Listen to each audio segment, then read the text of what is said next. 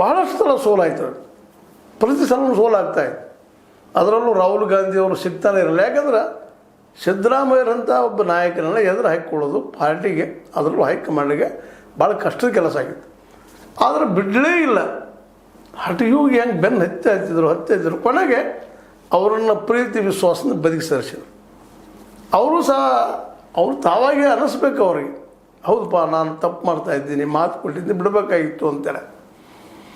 ಅದೇ ಕಾಲಕ್ಕೆ ಭಾಳ ಸಲ ಹೇಳಿದರು ಅವರು ಸಿದ್ದರಾಮಯ್ಯನವರು, ಇಲ್ಲ ರಾಹುಲ್ ಗಾಂಧಿಯವ್ರು ಹೇಳಿ ಬಿಡ್ತೀನು ಅಂತೇಳಿ.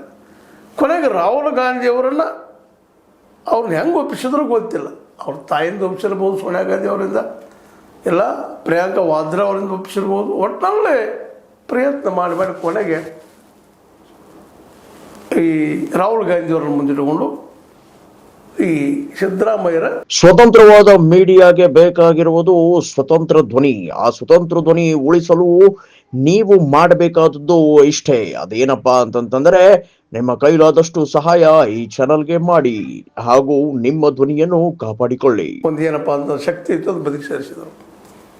ಅದು ತೆಗೆದುಕೊಂಡ ತಕ್ಷಣ ಒಂದಿಷ್ಟು ಗಡಿಬಿಡಿ ಮಾಡಿದರೆ ಏನೋ ಒಂದಿಷ್ಟು ಬಿಡದಿ ವಿಷಯದಲ್ಲೇ, ಇನ್ನೊಂದು ವಿಷಯದಲ್ಲೇ ಸಂಪುಟ ವಿಸ್ತರಣೆಯೆಲ್ಲ ಮಾಡಿದರೂ ಈಗ ಮತ್ತೆ ಎಚ್ಚೆತ್ತುಕೊಂಡಿದ್ದಾರೆ.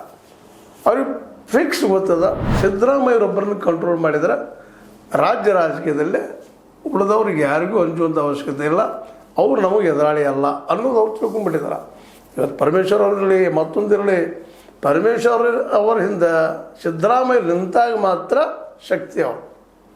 ಇಲ್ಲಾಂದ್ರೆ ಪರಮೇಶ್ವರ್ ಅವರು ಸಹಿತ ಇಷ್ಟೇ ಮುಗಿದೋಯ್ತು. DCM bus.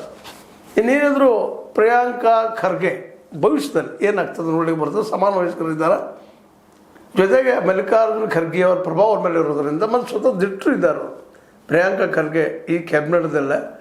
ಯಾಕಂದ್ರೆ RSS ಎದುರು ಹಾಕ್ಕೊಂಡು ಅದರ ನೋಂದಣಿ ಕೇಳುವಂಥ ದಿಟ್ಟತನ ಅವ್ರು ತೋರಿಸಿದ ಸಾವದಲ್ಲ. ಅದು ಇವತ್ತು 2ನೇ ನಂಬರ್ ಪೋಷಣೆ ಬಂದಿದ್ದಂಗೆ ಆಗಿದ್ದಾರೆ ಅವರು ಗೃಹ ಮಂತ್ರಿಯಾಗಿ. DK ನಂತರ ಯಾರಪ್ಪ ಅಂದ್ರೆ ಪ್ರಿಯಾಂಕಾ ಖರ್ಗೆ ಅನ್ನೋಂಗೆ ಮಾಡ್ಕೊಳ್ತಾ ಇದ್ದಾರೆ. ಆ ರೀತಿ ಪ್ರಭಾವಿಯಾಗಿ